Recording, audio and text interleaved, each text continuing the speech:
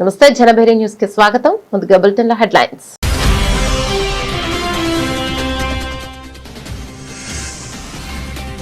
గడిచిన 12 ఏళ్లలో భారతదేశంలో విప్లవాత్మక వృద్ధి. ఫ్రాన్స్ లోని ప్రవాస భారతీయుల సదస్సులో ప్రధాని మోదీ సంచలన ప్రసంగం.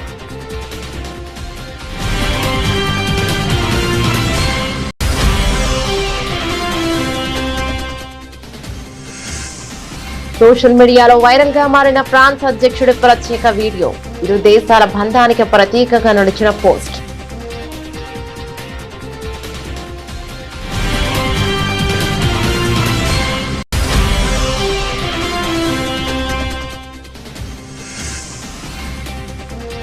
కశ్మీర్ అంశంపై పాక్ భారత్ కౌంటర్. ఐరాసాలో అనుపమ సింగ్ ఫైర్.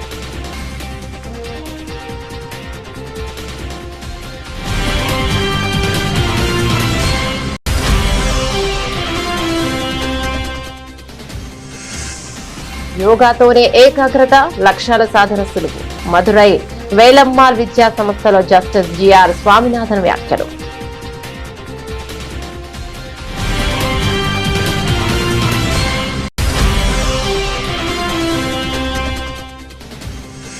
మహిళల భద్రత అందరి ఉమ్మడి బాధ్యత. ఢిల్లీ తొలి ఆల్ ఉమెన్ పోలీస్ స్టేషన్ ప్రారంభంలో ఎల్జీ తరంజిత్ సింగ్ సంధు కీలక వ్యాఖ్యలు.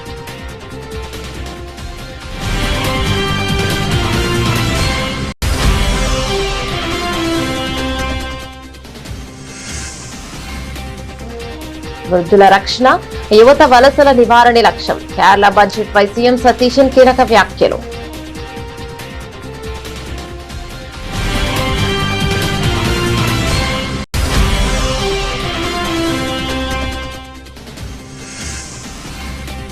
విజయవాడ కస్టడీ డెత్ కేసుపై సిబిఐ విచారణకు జగన్ డిమాండ్. బాధిత కుటుంబాన్ని పరామర్శించిన ప్రభుత్వ తీరుపై విమర్శలు.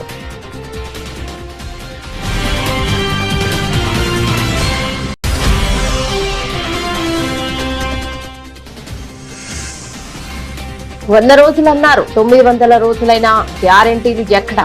మల్కాజ్గిరి వేదికగా కాంగ్రెస్ సర్కార్పై కేటీఆర్ నిప్పులు.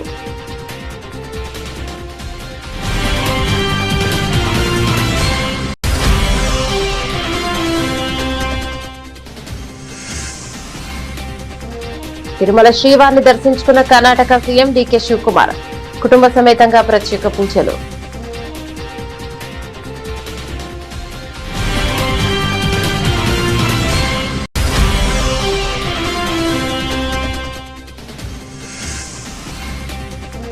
మధ్యలోకి వస్తే ఖబర్దార్, మళ్లీ వెంటపడి ఓడిస్తాం. మంత్రి శ్రీధర్ బాబుకు కవిత mass warning.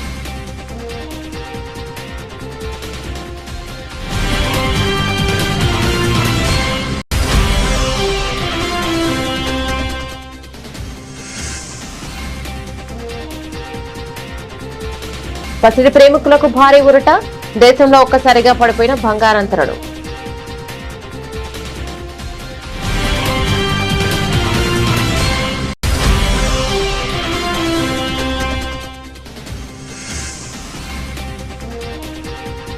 IT stocks effect, భారీ నష్టాలు సూచీలో.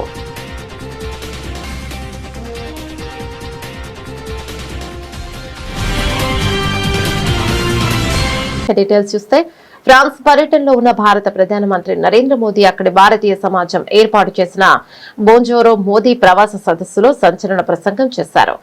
భారతదేశ ప్రజాస్వామ్య గొప్పతనాన్ని అంతర్జాతీయ వేదికపై ఆయన కొనియాడారు. ఒక సాధారణ ఛాయ్ వాలా అమ్మే వ్యక్తి దేశ ప్రధానిగా ఈ రోజు మీ ముందు నిలబడ్డాడంటే దానికి కారణం భారత ప్రజాస్వామ్యానికి ఉన్న అపారమైన శక్తి మాత్రమేనని ప్రధాని మోదీ భావోద్వేగంగా పేర్కొన్నారు.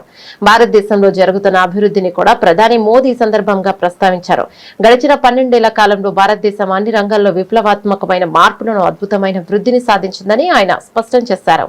నేడు ప్రపంచ దేశాలు భారత్ వైపు చూస్తున్నాయని, సాంకేతికత, ఆర్థిక రంగం, మౌలిక వసతుల కల్పనలో దేశం దూసుకుపోతోందని ప్రధాని మోదీ ప్రవాస భారతీయుల సాక్షిగా వెల్లడించారు.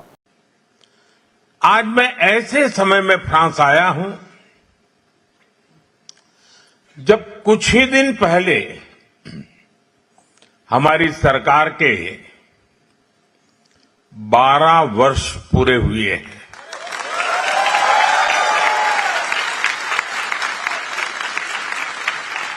चुने हुए प्रधानमंत्री के रूप में निरंतर 12 साल तक देश की सेवा करना मेरे जीवन का बहुत बड़ा सौभाग्य रहा है।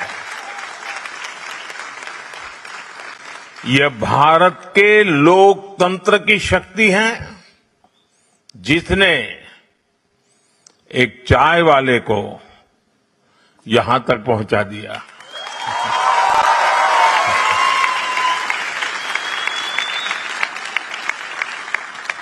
साथियों, बीते 12 वर्ष 140 करोड़ भारतीयों के अद्भुत सामर्थ्य के रहे हैं। 12 साल के इस कालखंड में भारत का जीडीपी दोगुना हुआ है।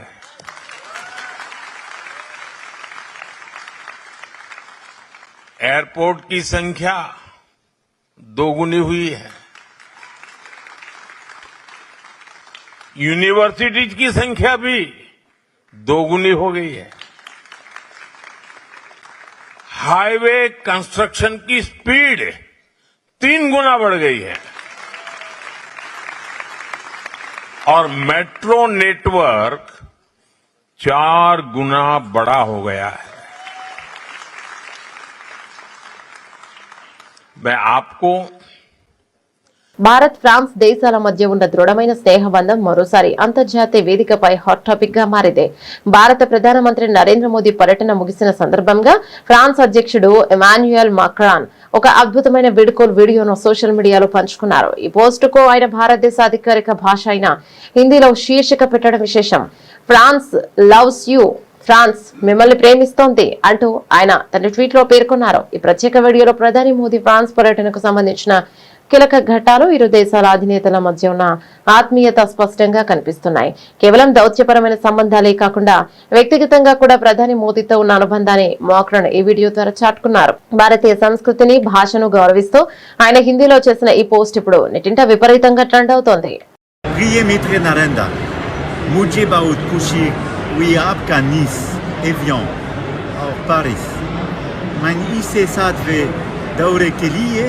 स्वागत करके फ्रांस और भारत की दोस्ती अमर रहे। I hope it was correct, but my dear Narendra, dear Prime Minister, I wanted to thank you so much for your friendship. France loves you. I'm so happy you are with so many friends in Paris before leaving and going back to Delhi. I come to visit you in next February, but you are my true friend. We love you. Take care. ఐక్యరాజ్య సమితి వేదికగా భారత్ మరోసారి పాకిస్తాన్ కు గట్టిగా బుద్ధి చెప్పింది. జమ్మూ కశ్మీర్ అంశాన్ని ప్రస్తావించిన పాకిస్తాన్ ప్రతినిధికి భారత శాశ్వత mission first secretary Anupama Singh గట్టి సమాధానం ఇచ్చారు. ఉగ్రవాదులకు ఆశ్రయం కల్పించడం, శిక్షణ ఇవ్వడం, వారిని ప్రభుత్వ విధానంలో భాగంగా ఉపయోగించడం పాక్ కు అలవాటైందని ఆరోపించారు. ఐరాస మానవ హక్కుల హై కమిషనర్ వార్షిక నివేదికపై జరిగిన చర్చ సందర్భంగా భారత రైట్ ఆఫ్ రిప్లై వినియోగించిన అనుపమ సింగ్ జమ్మూ కశ్మీర్ విషయంలో భారత్ వైఖరిని మరోసారి స్పష్టం చేశారు. జమ్మూ కశ్మీర్ గతంలోనూ ప్రస్తుతం భవిష్యత్తులోనూ భారతదేశంలో అంతర్భాగంగానే ఉంటుంది. పరిష్కారం కావాల్సిన ఏకైక అంశం పాకిస్తాన్ అక్రమంగా ఆక్రమించిన భారత భూభాగాలను తిరిగి అప్పగించడమే అని స్పష్టం చేశారు. అనంతరం పాకిస్తాన్ ఆక్రమిత కశ్మీర్ పరిస్థితులను ప్రస్తావిస్తూ అక్కడ జరుగుతున్న అణచివేతపై అనుపమ తీవ్ర ఆందోళన వ్యక్తం చేశారు. ముఖ్యంగా రావట్ కోట్ లో ఇటీవల జరిగిన హింసాత్మక ఘటనలను ఉదహరించారు. ప్రజలు ఆహారం, విద్యుత్, ప్రాథమిక హక్కులు, గౌరవప్రద జీవితం కోసం నిరసన తెలుపుతుంటే బుల్లెట్లు బల ప్రయోగంతో వారి గొంతు నొక్కేస్తున్నారని తెలిపారు. India is compelled to exercise its right of reply in response to references made to it by Pakistan and the OIC. We categorically reject the baseless and malicious allegations made by Pakistan. We also categorically reject the references to JNK made by the OIC. Pakistan's propaganda is designed to mask its domestic failures and support for terrorism. Its misuse of the OIC coordinator's role only reinforces this deception. We have no desire to dignify such propaganda. However, we would like to make a few points. For the record, Jammu and Kashmir was, is and will always remain an integral and inalienable part of India. The only unresolved issue is Pakistan's illegal occupation of Indian territories and their return. Mr. Vice President, Pakistan's propaganda cannot obscure the reality of repression in Pakistan-occupied Jammu and Kashmir.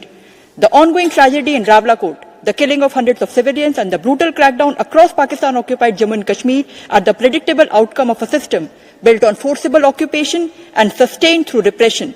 Decades of military land grabs, demographic engineering, and the denial of basic freedoms have brought matters to a point where even demand for bread, electricity, rights and dignity are met with bullets and brutality. This should surprise no one. An illegal and illegitimate occupation can be sustained only through force. Mr. Vice President, this is the country where the sitting defense minister boasts of hosting, training and deploying terrorists as state policy, and yet Pakistan calls itself a victim of terrorism. Indeed, a paradox which only Pakistan could sustain. It is a living example of a Frankenstein state which is shocked when its own monster bites back. Mr. Vice President, our position on Indus Water Treaty is well known. It defies logic that a state which exports terror as an instrument of policy continues to demand the privileges of cooperation predicated on goodwill and friendship. It is equally undeniable that the treaty is now outdated. No technical arrangement can remain frozen in time while the world around it is transformed.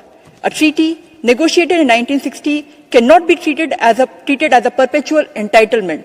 అంతర్జాతీయ యోగా దినోత్సవాన్ని పురస్కరించుకుని మదురైలోని ప్రముఖ వేలమ్మాల్ విద్యా సంస్థల్లో యోగా వేడుకలను ఘనంగా నిర్వహించారు. కార్యక్రమానికి ముఖ్య అతిథిగా హాజరై మద్రాస్ హైకోర్టు న్యాయమూర్తి జస్టిస్ జిఆర్ స్వామినాథన్ విద్యార్థులను ఉద్దేశించి కీలక వ్యాఖ్యలు చేశారు. ప్రతి ఒక్కరి జీవితంలో కూడా ముఖ్యంగా విద్యార్థి దశలో యోగా ఎంతో అవసరమని ఆయన స్పష్టం చేశారు. జస్టిస్ జిఆర్ స్వామినాథన్ మాట్లాడుతూ యోగా అనేది కేవలం శారీరక వ్యాయామం మాత్రమే కాదని అది మానసిక ప్రశాంతతను, అద్భుతమైన ఏకాగ్రతను ప్రసాదిస్తోందని పేర్కొన్నారు. నిరంతరం యోగా సాధన చేయడం వల్ల విద్యార్థుల్లో ఫోకస్ పెరుగుతోందని, తద్వారా వారు అనుకున్న లక్ష్యాలను, కలలను సులభంగా సాధించవచ్చని ఆయన దిశానిర్దేశం చేశారు.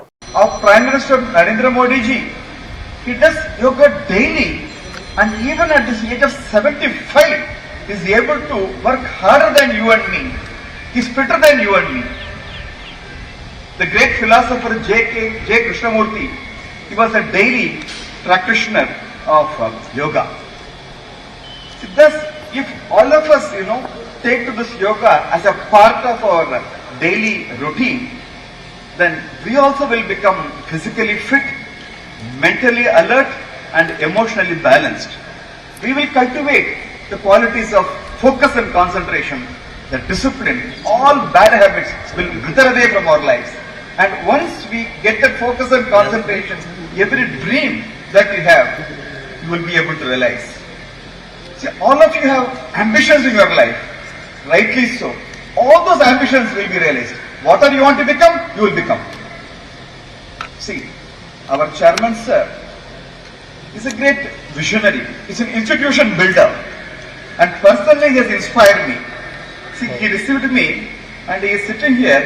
I felt, sir, the sun is quite hot. We can sit. See, you can watch us from the shade, I said. He said, no. My children are sitting in the hot sun. I too will sit in the hot sun. That's what Chairman said. And that really inspired me. He's leading us from the front.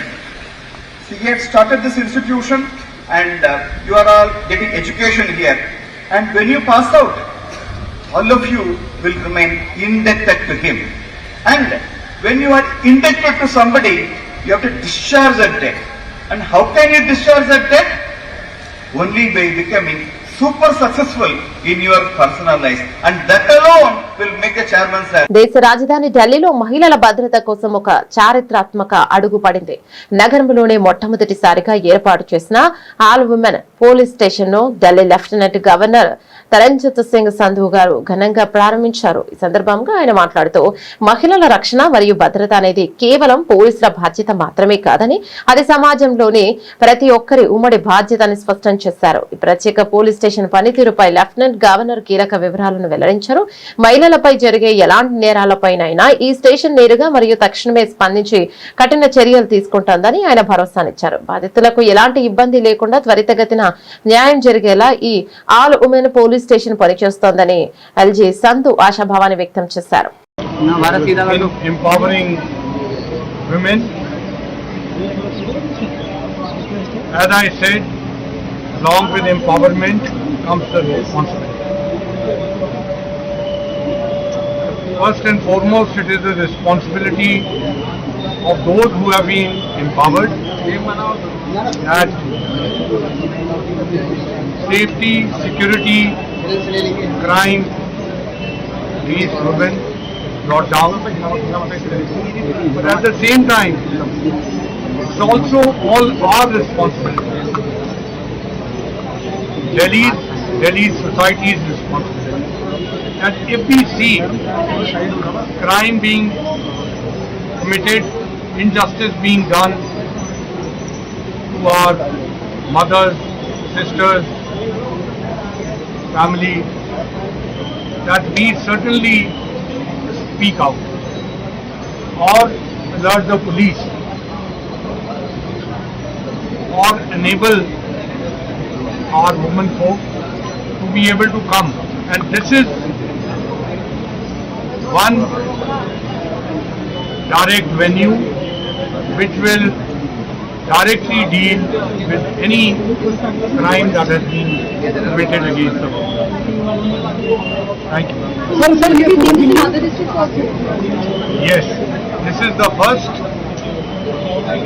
It will be replicated in all other districts so that women have an easy access. यही अकेली चीज नहीं है, आप देख रहे हो कि ऑलरेडी सैटरडे ऑनवर्ड जन सुनवाई होगी.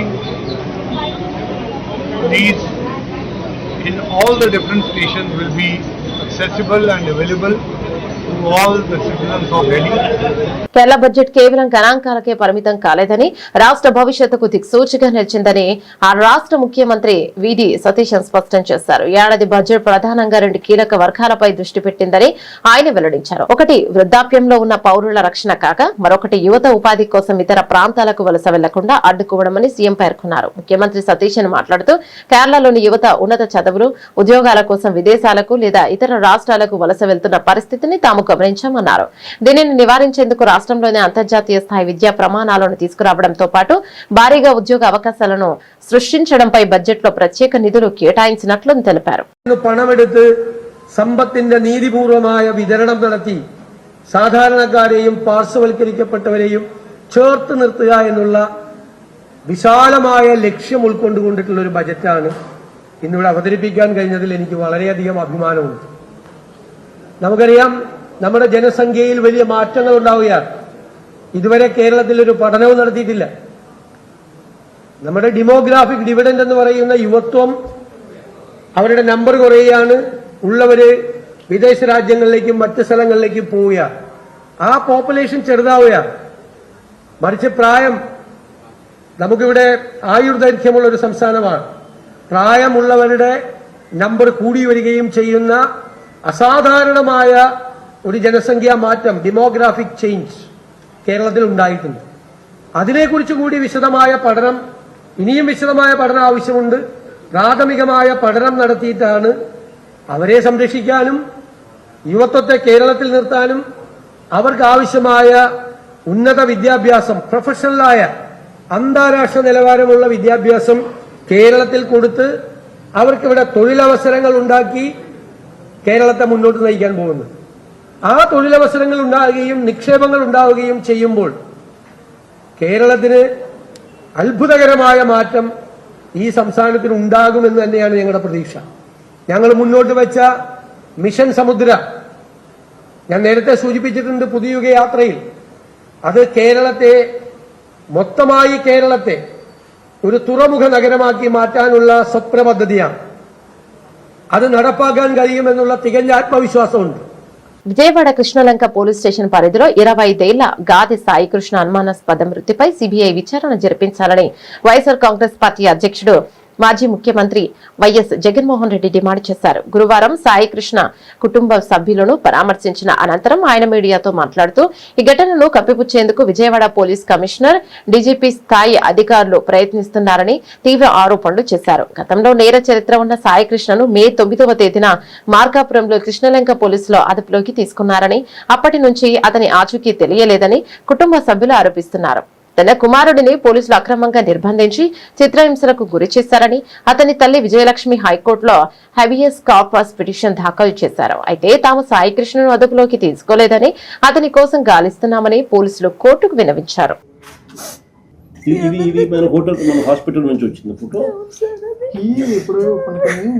ఇప్పుడు వీళ్ళకెలా పోలీస్కి ఎలా ఇన్ఫర్మేషన్ ఉంటుందో ఆ స్టేషన్లో ఉన్న ఒక 5 ఖైదీలు కలిసి ఉంటే వాళ్ళల్లో ఎవరో ఒకళ్ళు ఉంటారు కదా. ఒకసారి 10 మంది ఖైదీలు లోపలికి తీసుకెళ్ళినప్పుడు ఓ 4-5 కొడతా ఉంటే కింద ఉన్న 4-5 ఎవరిని తీసుకెళ్లారు ఏంటి అనేది ఇన్ఫర్మేషన్ ఉంటుంది కదా. వాళ్ళు బయటకు రాగానే మీ మేనల్లుళ్ళు ఇలా కొడుతున్నారని చెప్పి అక్క దగ్గరికి వచ్చి అమ్మ మీ అబ్బాయి మీద ఇలా కొడుతున్నారు 15-20 రోజులు తిరిగింది. మేమేమంటున్నా ఆడబిడ్డ ఏడుస్తుంటే ఆ ఏడుపు కూడా కరగలేదని మా కోపం. లోపలికి వెళ్ళేటప్పుడు ఎవరైతే తెలవట్లేదు, నన్ను వెళ్ళవట్లేదు, అందరు అడ్డంగా బలలేసి కూర్చున్నారు. చూసారు నన్ను నానా తిట్టులు తిట్టాడు. అందరి ముందు కూడా నన్ను తిట్టాడు. అదేంటయ్యా నన్ను తిడుతున్నాను, నేనేం చేశాను అయ్యా అని కూడా అన్నా. నేను రాష్ట్రానికి హెడ్ క్వార్టర్స్ ఇక్కడ నుంచి కూతవేటు దూరంలోనే ముఖ్యమంత్రి గారి నివాసం, ఇక్కడే డీజీపీ కార్యాలయం, ఇక్కడే విజయవాడలోనే కమిషనరేట్, ఇక్కడే ఏసీబీ పరిధి, ఇదే పరిధిలోనే ఈ పోలీస్ స్టేషన్, ఇదే పోలీస్ స్టేషన్ పరిధిలోనే ఈ తల్లి నా ముందరనే నా పక్కనే ఉన్న ఈ తల్లి ఎంత దారుణంగా ఈ ఘటన జరిగింది అని చెబుతూ రోధిస్తా ఉన్న దృశ్యం. ఈరోజు నేను ప్రతి ఒక్కరిని కూడా ఒకటే ఆలోచన చేయమని అడుగుతా ఉన్నా. కొంతమంది చంద్రబాబు నాయుడు గారు దగ్గరుండి ప్రోత్సహిస్తా ఉన్న కొంతమంది పోలీసుల వ్యవస్థలతో ఈ కొంతమంది చేసే ఈ కార్యక్రమాల వల్ల మొత్తానికి ఈ రాష్ట్రంలో పోలీస్ స్టేషన్లకి ఏదైనా అన్యాయం జరిగితే పోవడానికి కూడా ఎవరైనా కూడా భయపడే పరిస్థితిలోకి ఈ రోజు ఈ రాష్ట్రంలో పరిపాలన సాగుతా ఉంది. అంటే సిపి, ఏసీపీ, పోలీస్ స్టేషన్ లో ఉన్న సిఐ అందరూ కూడబలుక్కొని డీజీపీ సైతం దీంట్లో ఇన్వాల్వ్ అయ్యి ఒకరినొకరు ఏ రకంగా ప్రొటెక్ట్ చేసుకుంటా వస్తా ఉన్నారు, ఒకరినొకరు ఏ రకంగా వెనకేసుకొని వస్తా ఉన్నారు అని చెప్పడానికి నిదర్శనం ఇది. క్రాంతి కుమార్ అనే పిల్లాడిది రెండో ఘటన సూసైడ్. చూడండి,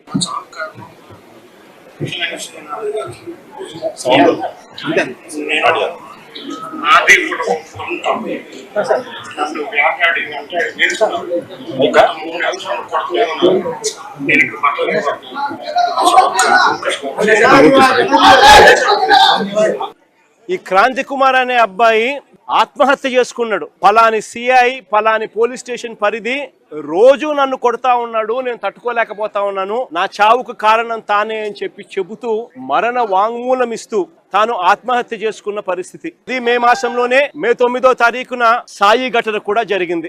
మే 9వ తారీఖు నుంచి ఈ తల్లి తన కొడుకుకు జరుగుతా ఉన్న అన్యాయమైన పరిస్థితిని చూడలేక తల్లిని పోలీస్ స్టేషన్లోకి పిలిచి నీ కొడుకు ఫోటోకు దండేసుకో అని చెప్పి ఏకంగా సిఐ మాట్లాడుతూ తల్లిని హేళనగా మాట్లాడమే కాకుండా చివరకు సాయి అనే ఆ పిల్లాడి చావుకు కూడా కారణమయ్యే పరిస్థితిలోకి పోతే ఇది జరిగిన ఘటనను చూసుకొని ఈ తల్లితో పాటు ఆ అబ్బాయి చిన్నమ్మ దుర్గమ్మ, ఆ లాయరు వాళ్ళిద్దరూ డీజీపీ ఆఫీస్ కు వెళ్లి దుర్గమ్మ అనే లాయర్ డీజీపీ ఆఫీస్ కు వెళ్లి రాతపూర్వకంగా ఇది జరుగుతా ఉంది అని చెప్పి ఏకంగా కంప్లైంట్ ఇవ్వడం జరిగింది. కంప్లైంట్ ఇస్తే ఆ కంప్లైంట్ ఏమైంది, చివరికి చెత్తబుట్టలెక్కి డీజీపీకి కంప్లైంట్ ఇవ్వడం, డీజీపీ సిపికి పంపించడం, సిపి యాక్షన్ తీసుకోవాల్సింది పోగా సిపి ఏం చేస్తా ఉన్నారు, తల్లి దగ్గరికి మిగతా వాళ్ళని పంపించి బేరం పెట్టించే కార్యక్రమం చేస్తా ఉన్నారు.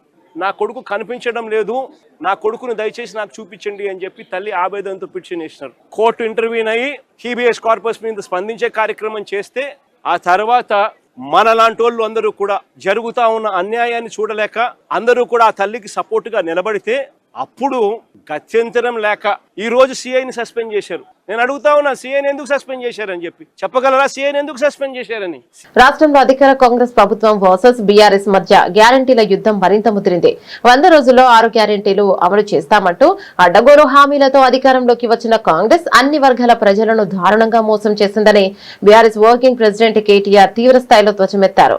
మల్కాజ్గిరి నియోజకవర్గ బీఆర్ఎస్ కార్యకర్తల సమావేశంలో పాల్గొన్న ఆయన కాంగ్రెస్ వైఫల్యాలపై తనదైన శైలిలో చురకలు నాటించారు. కాంగ్రెస్ నేతలు చెబుతున్న సాకులు సమర్థనలపై కేటీఆర్ తీవ్రంగా స్పందించారు.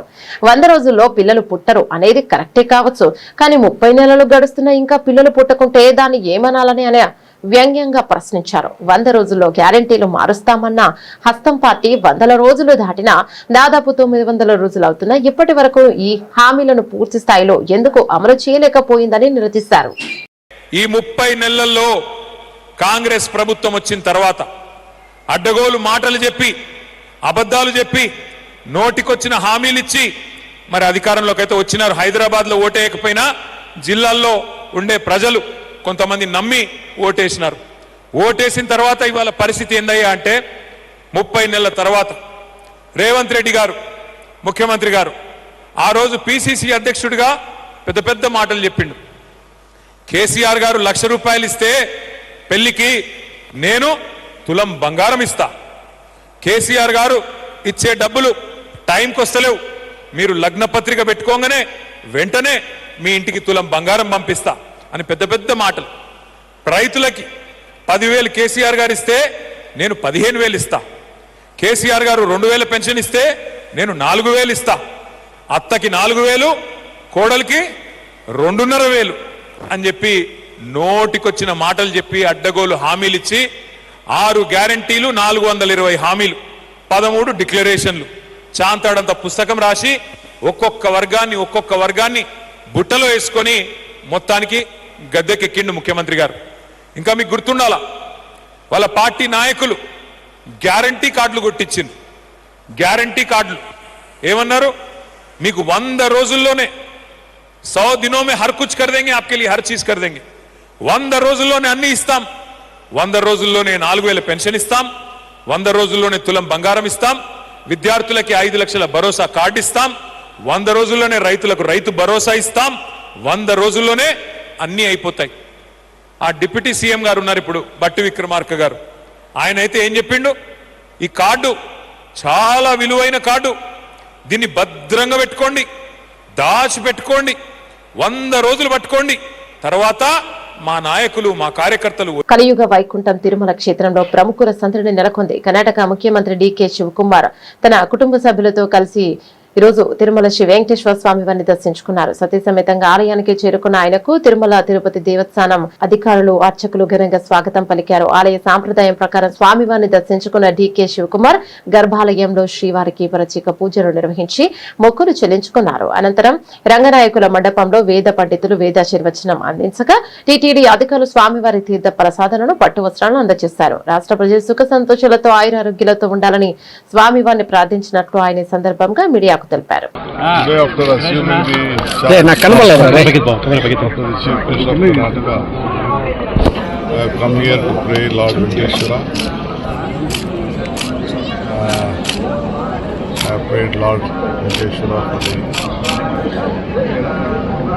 betterment of Karnataka state.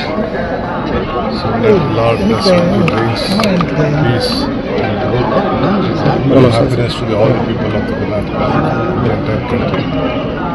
I'm so happy. TTD board has developed a lot. It has set a model in the entire country. Good arrangements have been made for all the common man, chairman included, all the common man, the chief minister and all the members of the management. All of them are doing a good job. The chairman is also very devoted here.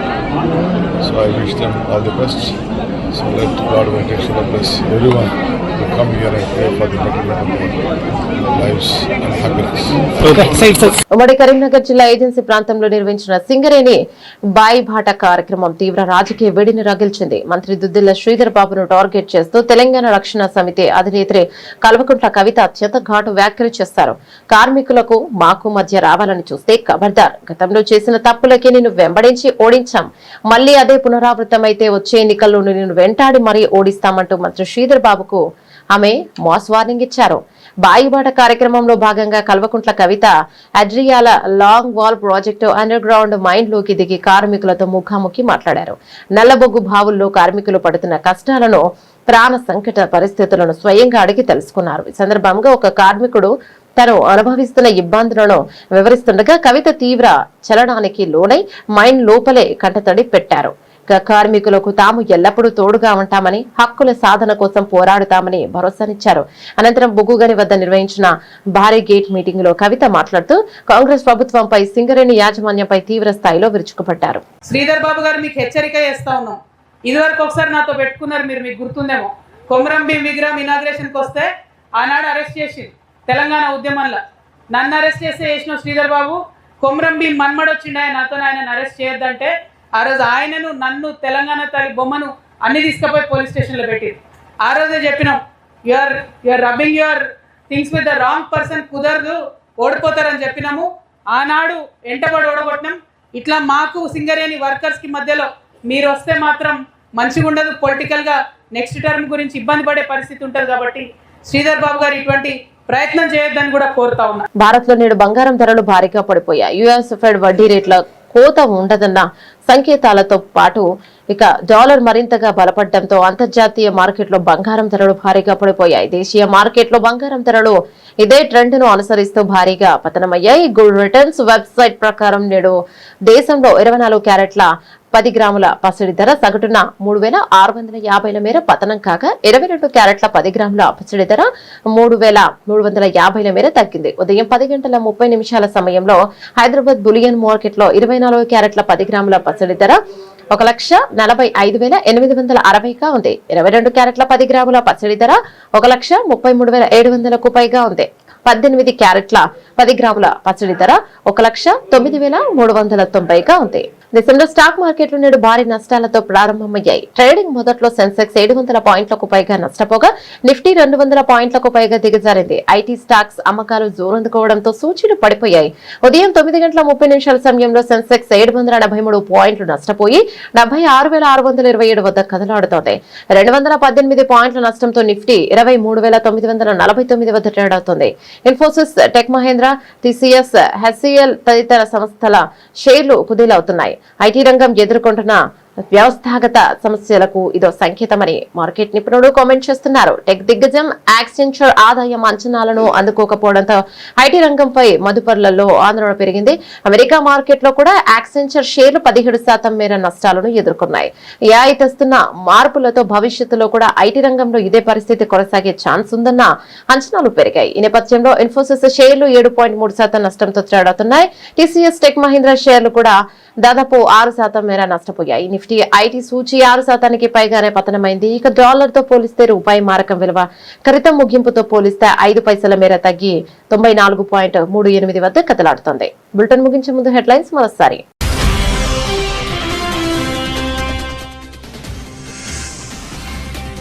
గడిచిన 12 ఏళ్లలో భారతదేశంలో విప్లవాత్మక వృద్ధి. France లోని ప్రవాస భారతీయుల సదస్సులో ప్రధాని మోదీ సంచలన ప్రసంగం.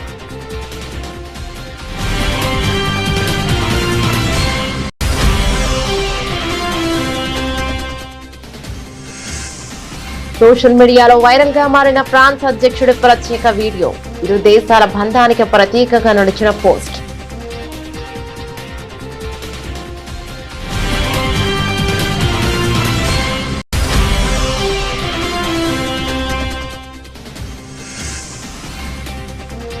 కశ్మీర్ అంశంపై పాక్ కు భారత్ కౌంటర్. ఐరాసాలో అనుపమా సింగ్ ఫైర్.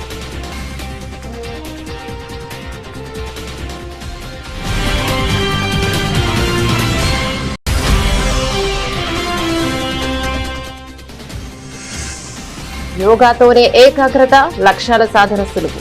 మదురై వేలమ్మాల్ విద్యా సంస్థలో జస్టిస్ జిఆర్ స్వామినాథన్ వ్యాఖ్యలు.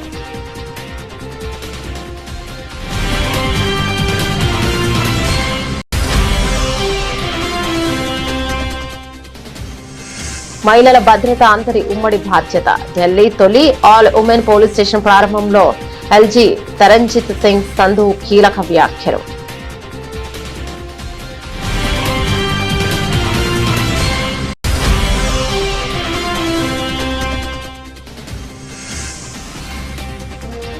వృద్ధుల రక్షణ, యువత వలసల నివారణ లక్ష్యం. కేరళ బడ్జెట్ పై సీఎం సతీశన్ కీలక వ్యాఖ్యలు.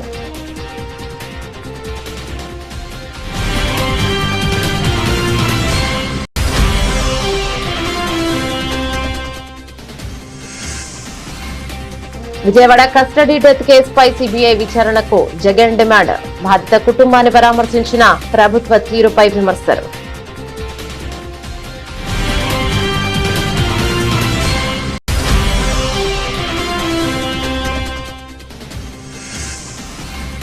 వంద రోజులన్నారు, 900 రోజులైనా గ్యారెంటీలు ఎక్కడా?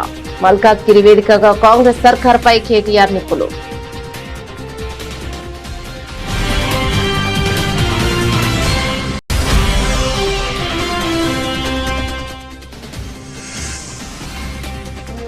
తిరుమల శ్రీవారిని దర్శించుకున్న కర్ణాటక సీఎం డీకే శివకుమార్.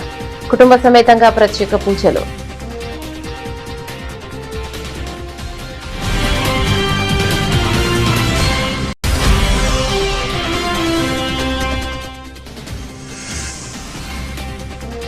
మధ్యలోకి వస్తే ఖబర్దార్, మళ్లీ వెంటపడి ఓడిస్తాం. మంచు శ్రీధర్ బాబుకు కవిత మాస్ వార్నింగ్.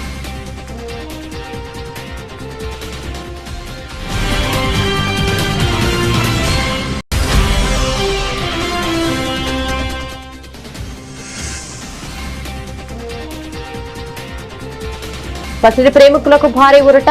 దేశంలో ఒక్కసారిగా పడిపోయిన బంగారంతరుడు.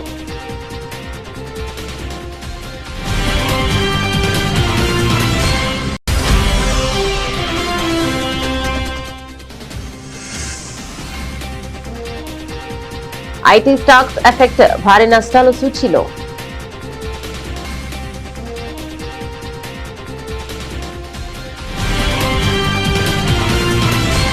ఇవి బులెటిన్ అప్డేట్స్. మరో బులెటిన్ మళ్ళీ కలుద్దాం.